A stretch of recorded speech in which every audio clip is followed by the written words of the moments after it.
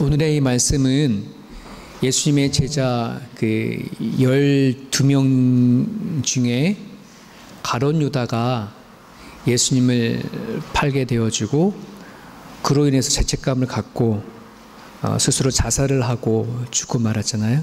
그럼 12명에서 한 사람이 줄어들었어요. 근데 그 자리를 마띠아라고 하는 사람이 채워지는 이야기가 오늘 본문의 이야기입니다. 예수님께서 부활하시고 나셔서 승천하시기 전에 예수님께서 제자들에게 분부한 말씀이 있었죠. 너는 예루살렘을 떠나지 말고 그 자리에서 있어라. 왜? 성령이 임할 때까지 기다려라. 성령이 임하면 너희가 예루살렘과 유다와 사마리아와 땅까지 이르러 내 증인이 되겠다. 기다려라. 그렇게 얘기를 한 거거든요. 그래서 제자들 12명과 함께 이제 100여 명이, 성경에는 120명 정도로 얘기를 하는데 120명의 사람이 마가의 다락방에 모여서 이제 기도를 하면서 기다리고 있는 것이에요. 그러니까 성령이 임할 때까지. 그러던 과정 가운데 베드로가 벌떡 일어나서 설교를 하는 거예요. 어떤 설교를 하냐 그러면 구약에 있는 성경 두 구절을 가지고 와서 지금 이 상황을, 지금 12제자 중에 가룟 유다가 죽었고 한 자리가 비어있는 이 상황에 대해서 지금 베드로는 구약에 있는 성경을 인용해 가지고서는 설명하고 이야기하고 적용해서 끝내는 제비뽑기를 통해서 한 사람 세운다고 한다는 얘기를 하고 있는 거예요. 우리 110편 69편에 있는 말씀 중에 하나를 가지고 와서 이렇게 얘기를 하죠. 그래서 20절에 보면 시편에 기록하였으되 그의 거처를 황폐하게 하시며 거기 거하는 자가 없게 하소서. 이 말씀은 어디서 왔냐 그러면 다윗이 하나님의 뜻에 따라서 하나님의 나라를 세워가려고 하는데 아히도벨이라고 하는 이 적이 다윗이 하나님의 나라를 세워가는데 자꾸 방해를 하는 것이에요. 그 아히도벨을 향하여서 이렇게 다윗이 하나님 앞에 기도를 하는 겁니다. 나를 대적하는 아히도벨을 멸망하게 해주세요. 그러면서 그의 거처를 황폐하게 하시고 거기 거하는 자가 없게 해달라. 이 말씀을 가지고 온 거예요. 그리고 또 하나는 시편 109편 9절에 있는 말씀인데 그게 20절의 하반에 그의 직분을 타인에게 취하게 하소서. 그의 직분을 타인에게 취하게 하소서. 이 말씀은 시편 106편에는 다윗이 자기를 역시 공격하고 원수들을 향하여서 하나님 저 원수를 물려줘 주십시오. 이제 그러한 기도를 하는 것 중에 한 부분을 가지고 온 거예요. 그러면서 이 106편에 나오는 시편의 내용은 그들이 원수 같은 그 자리를 다 내쫓아 버리고 그 자리에 선한 자를 살아 세워 주십시오 라고 하는 그 기도이거든요. 지금 베드로는 기도하다가 이렇게 구약에 있는 성경 두 구절을 가지고 와서 가룟 유다의 상황을 빗대서 가룟 유다가 하나님의 적대자였고 그로 인해서 지금 그 자리가 비었사오니 그 자리를 다른 사람으로 채우겠다라고 하는 말을 구약에 있는 성경을 두 가지 가져와서 설교를 하는 것이죠. 여러분, 베드로는 구약에 있는 성경을 다 알고 연구했던 바리새인이나 사두개인들이 아니었어요. 그냥 일반 고기잡이를 하는 어부였는데 어떻게 이 베드로가 지금 있는 그 상황을 성경에 있는 걸 끄집어 와서 적용을 해서 이렇게 이야기를 하고 있는가 하는 거예요. 이것 또한 성령의 역사라고 믿을 수밖에 없죠. 성령님께서 베드로에게 임해서 지금 이 상황과 형편을 성경에 있는 말씀을 기억나게 하시고 깨닫게 하셔서 적용하게 하게 하신다는 것이죠. 여러분, 우리가 잘 알다시피 성령 하나님이 하시는 일 가운데 여러 가지가 있지만 그 중에 얘기하면 우리를 깨닫게 하는 거예요. 느끼게 하는 거예요. 하게 하신다는 거거든요. 자, 그럼 여기서 질문을 하나 드려볼게요. 지금 베드로는 예수님께서 약속하신 바대로 성령이 임하기를 막 기도를 하고 있는 중에 지금 그렇게 설교를 하고 있는데 저는 그거를 성령의 임재다, 성령의 역사라고 이렇게 믿고 있거든요. 그러면 여러분 성경에 보면 오순절 성령이 강림하기 전에 성령님이 사역을 하셨어요? 안 하셨어요? 질문 드리는 겁니다. 예수님께서 약속하셨잖아요. 성령이 너에게 임하시면, 그러면 오순절 사건 때 임하셨는데 그 전에는 성령이 역사하셨나요? 안 하셨나요? 잘 모르겠죠. 말씀 몇 군데를 찾아보면서 우리가 확인을 좀 해보려고 합니다. 주보에 오늘 성경 말씀이 좀 많아요. 그러니까 꼼꼼히 하나씩 살펴보면서 따라왔으면 좋겠습니다. 민수기 11장 17절 같이 있습니다. 내가 강림하여 거기서 너와 말하고 내게 임한 영을 그들에게도 임하게 하리니 그들이 너와 함께 백성의 짐을 담당하고 너 혼자 담당하지 아니하리라. 하나님이 모세에게 얘기를 해줬는데 모세가 그 일들을 감당하기 너무 힘든 거예요. 그러니까 하나님께서 모세에게 내가 너희에게 임한 영을 70명의 장로들에게 임하게 해서 너와 70인의 장로가 함께 하나님의 일을 하게끔 하겠다 하는 거예요. 그러면 거기에 내게 임한 영은 성부, 성자, 성령 중에 누구예요? 성령 하나님 확인되시죠? 다시 누가복음 1장 15절입니다. 이는 그가 주 앞에 큰 자가 되며 포도주나 독한 술을 마시지 아니하며 모태로부터 성령 충만을 받아. 누구에게 한 소리냐 그러면 예수님보다 6개월 빨리 태어난 세례 요한의 아버지 사가랴에게 천사가 한 말이거든요. 사가랴가 모태로부터 성령 충만함을 받은 존재인 것을 얘기를 해요. 이상하다. 아직 성령의 오순절 성령이 임하기 전인 이 사건인데도 이미 사가랴는 성령 충만함을 받았음을 얘기를 하고 있어요. 누가복음 1장 41절 엘리사벳은 사가랴의 와이프입니다. 우리 같이 한번 읽어볼게요. 시작. 엘리사벳이 마리아가 무난함을 들음에 아이가 복중에서 뛰노는지라. 엘리사벳이 성령의 충만함을 받아 큰 소리로 불러 이르되 여자 중에 너가 복이 있으며 내 태중의 아이도 복이 있도다. 마리아가 임신을 한 거예요. 예수님을 임신한 거예요. 임신한 마리아를 엘리사벳이 찾아와서 얘기를 하는데 그에게 성령 충만하게 하여서 그 아이에 대한 복을 얘기를 하는 거죠. 와, 너 아이가 복되도다라고 성령 충만함을 통하여서 예언을 하고 한다고 하는 거죠. 이 부분을 받으라도 여러분 오순절 사건 전이에요, 후예요? 오순절 성령 사건 전인데도 성령 충만을 엘리사벳이 받았어요.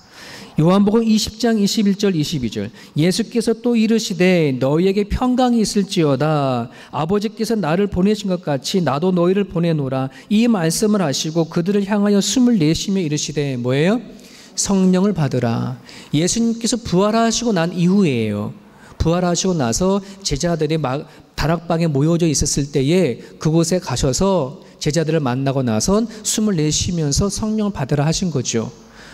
그럼 이미 그들은 성령 받았어요, 안 받았어요? 성령 받은 얘기가 나오잖아요. 그럼 이게 뭐지?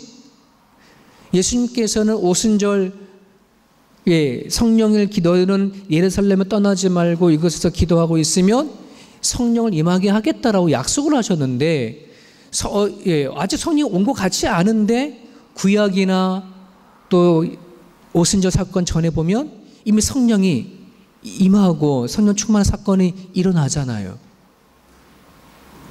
뭔 차이가 있을까라고 한다는 겁니다. 오순절 이후에 성령 하나님은 어떤 하나님인가? 여러분 우리는 지금 오순절 이전이에요, 이후에요? 오순절 이후에 성령 하나님의 시대 속에 살아가는데 과연 이것을 정확하게 좀 알아야 되겠다 생각이 되어집니다. 사도행전 1장 4절에 예루살렘은 떠나지 말고 내게서 들은 바 아버지께 약속하신 것을 기다리라라고 말을 하면 아직 성령이 임한 것 같지 않았는데, 그죠? 우리 먼저 오순절 이전의 성령 사역과 이후의 성령 사역의 차이가 뭘까? 구약 시대 때 나타나신 성령 하나님, 예수님과 함께 동행하셨던 그 시대의 성령 하나님, 어떤 일을 하셨을까? 크게 네 가지로 얘기를 합니다. 첫 번째는 창조 사역에 동참하셨어요. 누가? 성령 하나님이. 창세기 1장에 보면 성부와 성자와 성령이 함께 세상을 창조하신 그 얘기가 나와요. 그래서 그때 예수님도 그 자리에서 같이 계셨고 성령 하나님도 같이 세상을 창조하는데 동참하셨어요. 그래서 요한복음 1장에 보면 태초에 말씀이 계시니라 라고 하셨을 때에 그 태초에 창조를 하셨던 예수님이 인간 육신의 몸을 입고 이 땅에 오신 것을 얘기를 하고 계시죠. 또 하나의 사건은 하나님이 창조하신 세상을 유지하고 보호하는 역할을 하셨어요. 하나님이 창조하신 세상을 보호하고 유지하고 하는 것. 세 번째는 하나님이 주시는 성부 하나님이 이 세상에게 베푸는 일반적인 은총, 일반적인 복이다라고 얘기를 합니다만 여러분 이 세상에 빛을 내리고 비를 내릴 때에 하나님 믿는 사람들 고개에만 비를 내리는 게 아니잖아요. 믿지 아니하는 사람도 다 비를 내리잖아요. 그죠? 예. 하나님 알지 못하는 사람도 열심히 개인이 노력하고 열심히 일하면 돈 많이 벌고 그러는 거예요. 이게 일반적인 은총이에요. 하나님께서는 이 세상을 창조하시고 유지 보수하는 것뿐만 아니라 각자의 사람들이 복을 받고 살아가야 할 그 복을 전달해 주는 역할을 성령 하나님이 하셨음을 구약에서 찾아볼 수 있어요. 또 하나의 일은 뭐냐면 특정한 사람, 특정한 인물에게 하나님은 선택하셔서 그들에게 뭘 하는 거예요? 하나님의 뜻을 전하고 하나님의 생각을 전해서 이야기하는 일, 이게 성령이 하셨던 일이죠. 그래서 구약에 보면 예언자, 선지자뿐만 아니라 또 구약에 하나님을 믿고 살아가는 사람들이 특별한 사람을 선택하셔서 하나님께서 뭐예요? 뜻을 전하셨다고 한다는 거예요. 이게 구약의 오순절 전에 성령께서 하셨던 사역이라면 그러면 오순절 이후에 성령 하나님은 어떤 일을 하시는가? 무엇가 다른가?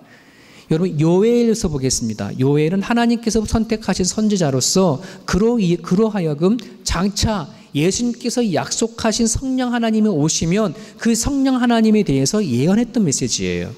우리 아까 예배 전 찬양할 때에 그 마지막 날에 그죠? 예, 그 찬양에 해당하는 말씀이에요. 같이 한번 읽어볼까요? 시작. 그 후에 내가 내 영을 만민에게 부어주리니 너희 자녀들이 장래일을 말할 것이며 너희 늙은이는 꿈을 꾸며 너희 젊은이는 이상을 볼 것이며 그때 내가 또 내 영을 남종과 여종에게 부어줄 것이며 이게 하나님이 요엘을 통해서 장차 예수 그리스도를 통하여서 예언되어진 성령이 오시면 성령이 이런 일을 하신다 하는 예언이 이루어진 거예요. 여러분 그 성경에 사도행전 2장 18절 19절 볼게요. 사도행전 2장 18절. 이때는 이 2장에는 성령이 임한 이후예요. 성령이 임했을 때에 베드로가 얘기하는 거예요.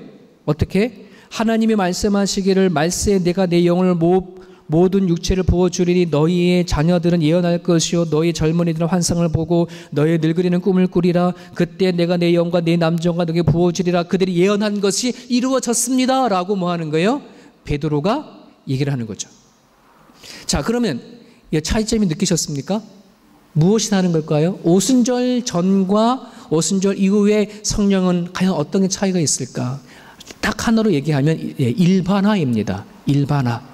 무슨 말이냐면 구약에서의 성령 하나님 활동하셨을 때에는 그 성령 하나님이 특정한 사람을 정하셔서 특별한 사람을 정해서 하나님을 예언하고 했지만 이제 오순절 사건으로 말미암아 하나님의 그 성령의 역사를 어떻게 한다는 거예요? 막 부어준다는 거예요. 누구에게? 어린이나 자녀들이나 늙은이나 젊은이나 여종이나 남종이나 할 것 없이 어느 누구나 이스라엘 백성뿐만 아니라 이방 민족조차에도 하나님 택한 백성이 아니더라도 하나님을 찾고 구하고 두드리는 모든 사람에게 뭐요? 계속 부어주겠다는 말이에요. 이게 차이점이에요. 여러분 성령이 임하지 아니하면 오늘 우리가 성령을 받을 수 있는 조건이 없어요. 구약에서 정말 하나님이 특별히 선택한 사람이 아니면 예언자로 쓸 수 없어요. 세워줄 수 없어요. 선지자로 세워주면 받을 수 없어요. 하지만 오늘날 예수 그리스도를 믿고 고백하는 모든 사람들에게는 너는 대제사장이다, 선지자다 얘기하잖아요. 여러분, 구약시대 때 선지자 아무나 되는 게 아닙니다. 대제사장 아무나 되는 것이 아닙니다. 하나님이 특별히 선택하고 세운 사람에게만 말씀하셨고 그 사람을 통해서 일하셨습니다. 근데 이제 오순절 사건을 통해서 어떻게 되어진다는 거예요? 누구나 할 것 없이 구하고 찾고 두드리면 성령 하나님이 뭐 하겠다? 임하겠다. 이게 복이에요. 이게 은혜예요. 얼마나 큰지 몰라요. 그 예수 그리스도 성령을 받고 예수를 그리스도 아는 모든 사람이 뭐라고요? 선지자고 예언자들이라는 말입니다. 그래서 베드로가 뭐라 그러는 거예요? 너는 택하던 족속의 왕 같은 제사장이다라고 얘기를 하잖아요. 어두운 데서 불러내어 너가 귀한 빛을 보게 하신 자의 아름다운 덕을 선전하는 사람을 세웠다고 얘기하잖아요. 성령의 이유가 성령의 임재가 아니면 그렇게 못해요. 여러분, 구약 성경을 보세요. 특별한 사람에게만 하나님이 선택을 했어요. 임재하셨어요. 이게 얼마나 대단한지 몰라요. 여러분, 성령 하나님은 살아계셔서 지금도 끊임없이 해를 내려주시고 비를 내려주시듯이 지금도 끊임없이 하나님은 우리를 만나주시는, 부어주신다는 표현을 하고 있는 거예요. 여러분, 그렇기 때문에 하나님을 내가 못 만났다, 하나님이 멀리 계신다, 나는 왜 하나님 안 찾아오나, 여러분, 그건 하나님의 잘못이 아니에요. 나의 잘못이에요. 세상 비가 막 내려지는데 내가 여기 안에 이 컵을 온전히 받치고 있어야 빗물이 들어가지. 이게 뒤집어져 있으면은 비가 아무리 내려줘도 한 방울 들어가지 않는 거예요. 내 안에 문제가 있는 거예요. 그래서 하나님이 뭐라 합니까? 구하고 찾고 두드려라. 사모하는 사람에게, 간절히 바라는 사람에겐 반드시 하나님 뭐 한다? 부어주신다. 부어주시는지 안 부어주시는지, 하나님 살아계시는지 안 살아계시는지 너희들이 확인해봐라라고 하나님은 성경을 통해서 당당하게 말씀하시는 거예요. 하나님 없다 하지 마세요. 하나님이 나한테 안 찾아온다 말하지 마세요. 이미 찾아오셨어요. 우리 가운데 계시는 거예요. 이게 차이점이에요. 은사를 부어주신다고 약속하셨어요. 충만히 부어주신다고 말하셨어요. 값없이 주겠다고 말씀하셨어요. 이전에는 값없이가 아니었어요. 특별한 사람에게, 하나님이 작정한 사람이 아니면 받을 수 없게 됐는데, 여러분, 그러니 여러분 하나님 앞에 구하고 나갈 수 있기를 주님의 이름 축복합니다. 자, 그러면 그렇게 성령이 오늘날 내게 임재가 하게 되어지면 그걸 어떻게 할 수 있냐? 성령이 내 안에 임하여지면 어떤 일이 벌어지는가? 그에 대한 결과입니다. 요한복음 16장 8절에 11절 같이 읽습니다. 시작. 그가 와서 죄에 대하여, 의에 대하여, 심판에 대하여 세상을 책망하시리라. 죄에 대하여라 함은 그들이 나를 믿지 아니하며, 의에 대하여라 함은 내가 아버지께로 가니 너희가 다시 나를 보지 못하며, 심판에 대하여라 함은 이 세상 임금이 심판을 받았음이라. 그가 와서, 그가 보혜사 성령입니다. 그 앞에 요한복음 16장 7절에 가면 그가 보혜사 성령이라고 얘기를 하고 있습니다. 보혜사 성령이 와서 뭐에 대해서 어떻게 책망한다고요? 세 가지. 죄에 대해서, 그 다음에 의에 대해서, 심판에 대해서 성령이 책망하시겠다. 이 말은 성령을 받은 사람들에게는 이 세 가지에 대해서 뭐가 있다? 책망이 되어지는 거예요. 심판이 되어진다는 것입니다.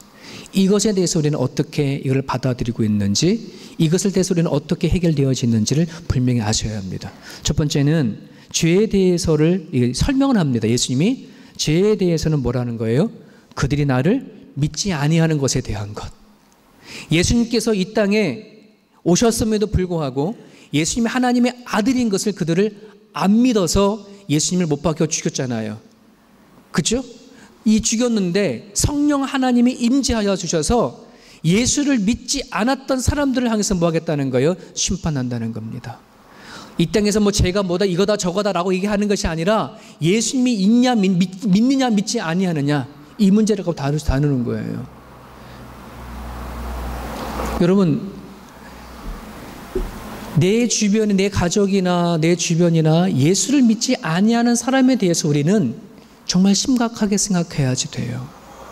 우리는 죄라고 했었을 때에 나쁜 짓을 하고 뭐 하고서의 이 죄를 가지고 판가름할 때 많지만 예수님을 믿지 아니하는 그 자체가 이미 하나님에게는 어마어마한 죄요 심판의 건이라고 한다는 것이에요. 이걸 두려워해야 돼. 사생 결단해야 돼. 내 가정, 내 친척, 내 주변에 있는 사람이 예수를 믿지 않은 사람 보거든 사생 결단하고 뭐 하는 거예요? 예수를 믿도록 우리는 매달리고 기도할 수 있어야 돼. 왜? 하나님은 그것이 얼마나 큰 죄인지를 얘기하고 있기 때문에. 우리 마음의 씀씨가 어떠다 이것이 아니라 예수를 믿지 않는 그 자체가 이미 큰 죄인 것을 얘기하고 있는 것이에요. 예수 없는 교회 말이 안 돼요. 예수 없는 그리스도인, 예수 없는 삶, 그것에 대해서 책망하신다는 거예요. 여러분 살아간 삶의 현장 가운데 여러분이 생각하는 가정 가운데 예수가 있나요? 예수가 누구예요? 예수가 뭐 하신 분이에요? 십자가 그 일을 걸어가신 분이잖아요. 나를 위해서 죽으신 분이잖아요. 그 예수를 내가 믿는다는 것은 나를 대신해서 십자가에 죽은 것을 믿는 거고 예수님이 달리신 그 십자가에 예수님의 그 시체가 나라는 것을 믿는 거예요. 믿어주십니까? 십자가에 있는 예수님의 그 시체가 나라는 사실을 믿어야 돼요.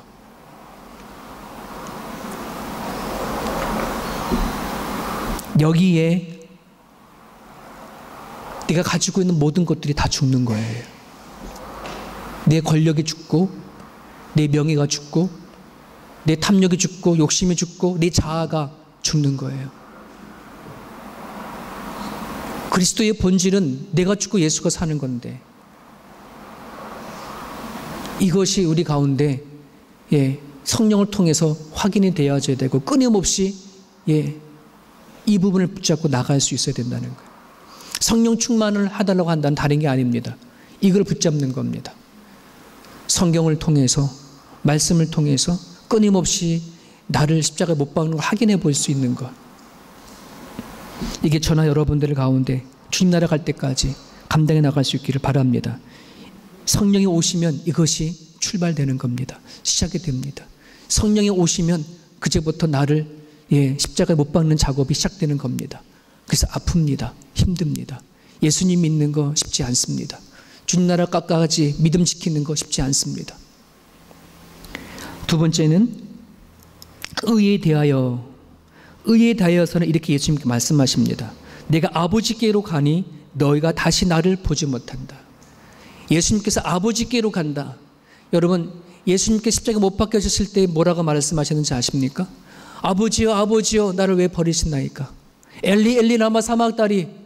철저하게 아버지 앞에 버림을 받았던 죽음이셨어요.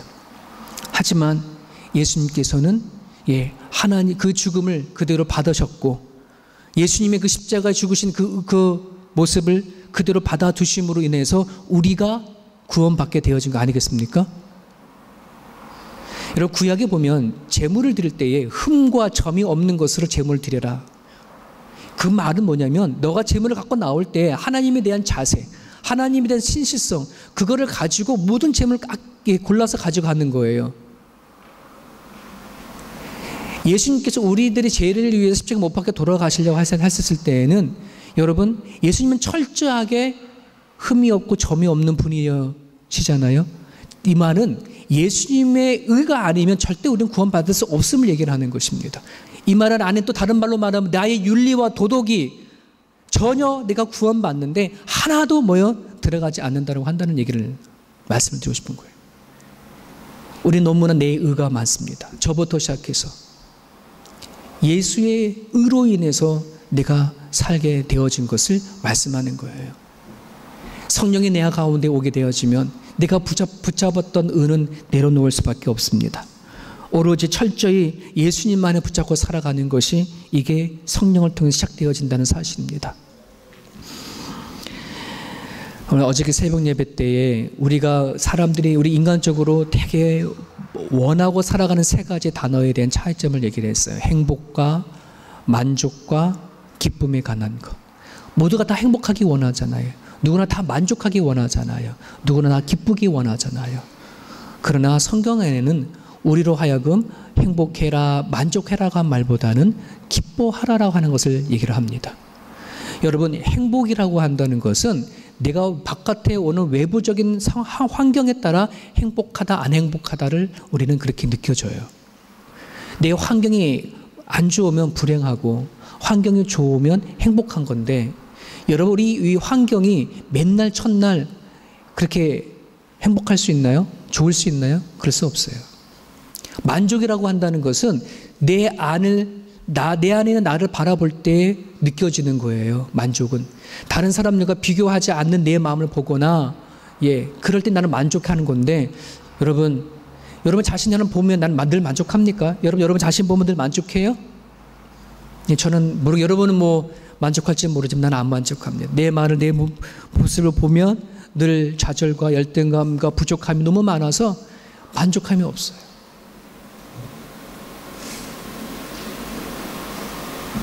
근데 기쁨은 달라요. 기쁨은 어디서부터 오느냐? 환경에서 오는 기쁨을 얘기하는 게 아니고 내 안에서 오는 게 아니고 위로부터 바랄 때에. 빌립보서에서 바울이 기뻐하고 기뻐하라. 그는 환경에서 기뻐하는 말하는 것도 아니고 자기를 바라볼 때 오는 기쁨이 아니라 하나님을 바라봄을 통해서 오는 기쁨을 얘기를 하는 거거든요. 여러분, 하나님을 의지를 해야, 하나님의 의를 붙잡아야 나한테 주시는 하나님의 기쁨이 있습니다. 저나 여러분들이나 한 성령을 만나기 전에는 내 안에서 만들어진 행복과 만족과 기쁨을 이루어 살아왔지만 성령이 우리들 가운데 임하면 뭐가 시작된다? 하나님을 통해서 공급되어지는 기쁨을 찾기 시작하더라. 여러분, 확인해 보세요. 내가 눈을 뜨면 하나님 앞에 하나님부터 오는 기쁨이 있나? 내 자녀나 내 일터나 내가 살아갈 때 하나님부터 공급되어지는 기쁨이 있나? 같이 확인해 봤으면 좋겠습니다. 그것이 부족하다면 우리는 뭐예요? 성령을 구해야 합니다. 성령 충만함을 구해야 합니다. 위로부터 오는 기쁨을 위해서 우리는 날마다 구하고 또한 기도해야 합니다. 마지막 하나는 심판에 대하여 책망하신다고 하셨습니다. 그 표현을 세상 임금이 심판받았다라고 얘기를 하고 있습니다. 여러분, 세상 임금은 누굽니까? 세상의 통치자입니다. 세상의 권세자들입니다. 세상을 하여금 우리들 마음을 빼앗고자 하는 자들이 세상 권세입니다. 그러나 예수님께서 선포합니다. 성령이 오신 것은 세상의 주관자들이 이미 심판받았다라고 선포하는 것입니다. 성령이 우리들에게 임했으면 내 안에 세상의 통치자로 살았던 그것이 뭐예요? 확실히 정복되어지는 것을 말합니다. 내가 예수를 믿고 믿음을 살아가면서도 불구하고 여전히 내 안에 세상적인 통치적인 그러한 것이 내 남아있다면 그것은 잘못되어진 거예요. 성령이 내 안에 임하면 세상을 붙잡고 살아갔던 세상을 거기 영향받고 살았던 그 모든 것이 다 죽고 오로지 누구의 통치를 받는 거예요? 예수 그리스도 하나님의 통치를 받는 것입니다. 우리 지난주에 하나님의 나라는 이미 와 있는 하나님의 통치, 하나님의 다스림이라고 말씀하셨습니다. 이게 성령으로부터 이루어진다는 사실 여러분 기억을 했으면 좋겠습니다. 말씀 정리합니다. 여러분,